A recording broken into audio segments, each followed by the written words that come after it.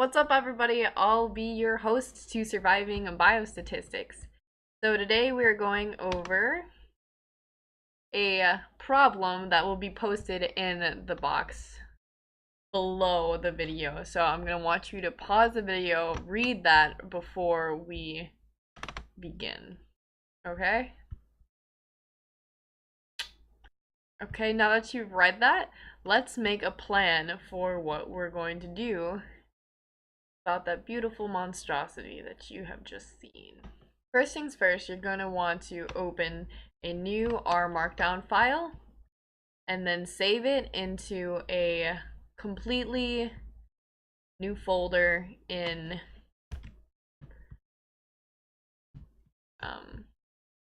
the folder that you made for your class. Open R Markdown.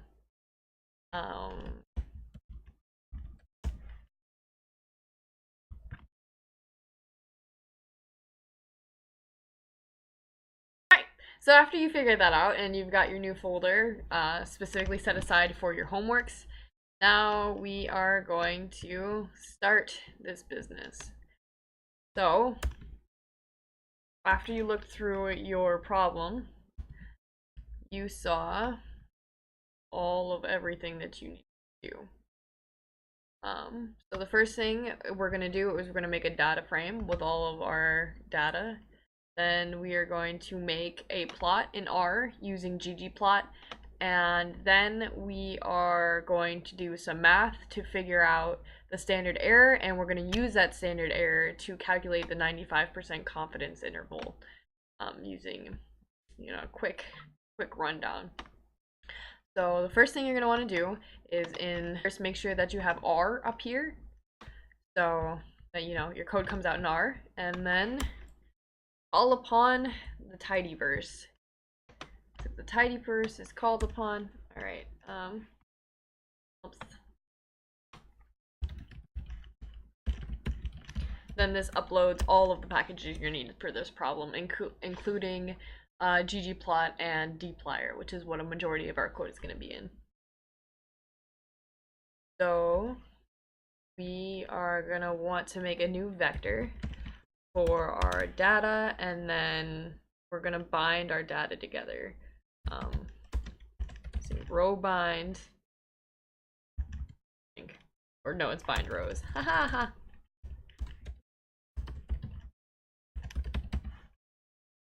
And then we have to do that because we're going to use Tibble to make our data frames, and Tibble, you can only do it with one type at a time, or with, one set of data and one categorical data, I think.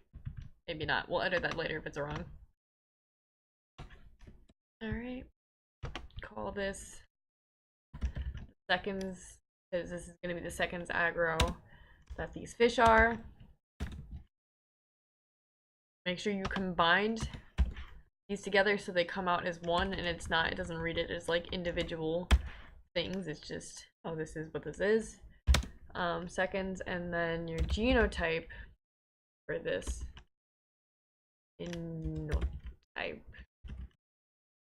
equal to WT. Make sure that that's in parentheses, so again, it doesn't try and read it as like its own function. And check for the highlight to see where that ends, and that ends where we want it to end. Comma, make another Tibble.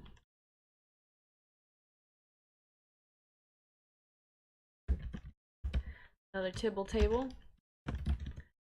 The same names for everything so we don't confuse ourselves.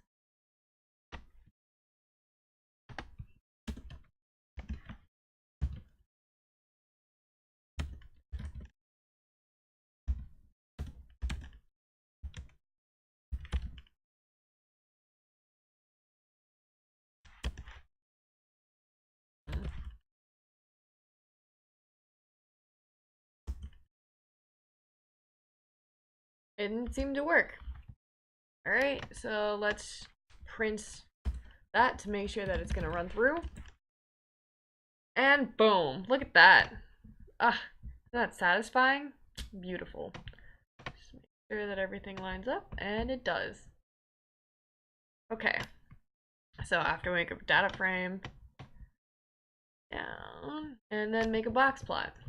Of course, you know here, first thing you're going to want to do is you're going to want to call up your data frame so that everything you write in here comes directly from this plot, and then the AAX is, or the AES is going to be like, you know, what's in it.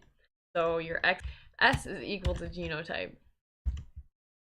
Y is equal to seconds. Then they said they wanted this to be a box plot, which is genome box plot.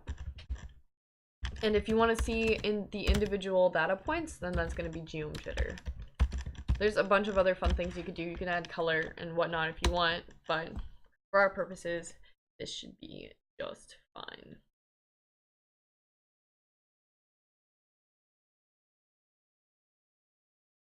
What is going on here, folks? Oh, wow. That's space. A little space. Alright. So you can already see that there is a large difference between the mutant and the wild type. Pull this down.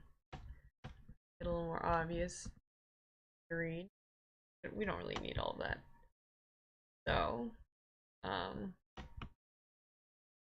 graph. Pretty, huh?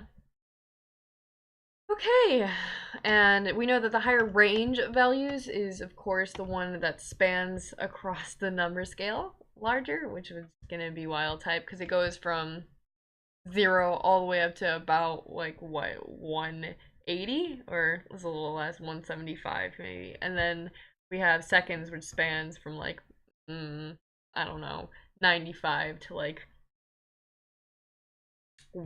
2 or 190 something. And we can go back and look. You can always go back and look at what the actual data is and see. Yeah, one spans from 96 to 195, and the other spans all the way from 0 to 168. And do the math on your own if you really want to. The interquartile range is pretty much the same question. I mean, interquartile is just like, that's just the fourth. What is the greater, like, which sample has a greater fourth of each one? So, that's going to be the one with the larger range. And the vertical lines projecting outward, above, and below each box, this is where the outliers lie. So even if I just had like one data point up here and then one down here, there would still be a line, like if there's this one here and this one here, there would still be a line projecting above and below. So it's just showing where the outliers lie. And now we're going to calculate the standard error of each time spent in aggressive behavior for the genotype, which, as you know, is just the standard deviation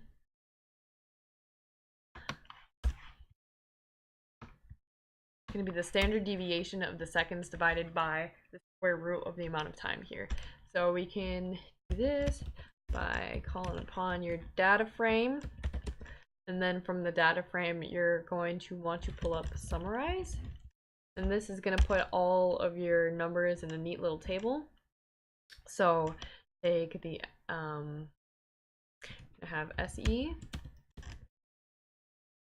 the standard deviation of seconds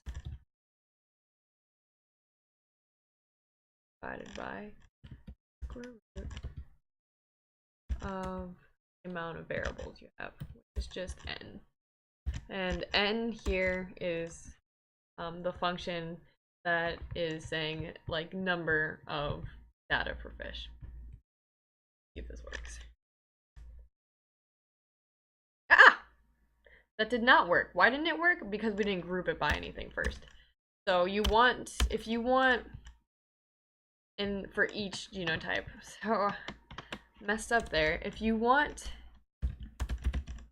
to make sure that the data is, you know, grouped by a specific amount, just use group by, and then whatever you want to group it by. Cool enough. Boom. And you got 2 separate values for each one. And then we're gonna find the mean of both of our, I wish it just mean seconds, because that's what we're measuring.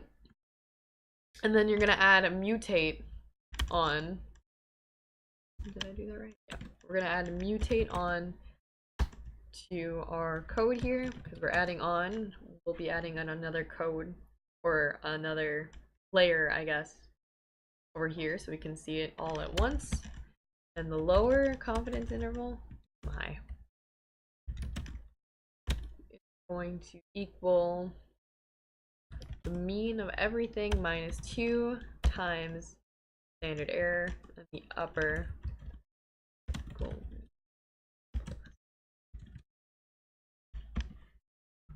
Let's see if this works. Sweet, it does. And so we can see that the lower bound confidence interval, so everywhere between 118 and 165 is going to be where we're going to find a majority of our data. We are 95% confident that the majority, that our data lies between, or that the true population mean lies between 118 and 165. And for the wild type, we are 95% confident that the true population mean lies between 107. All right, that's all for today. Good luck. I'll see you guys next time.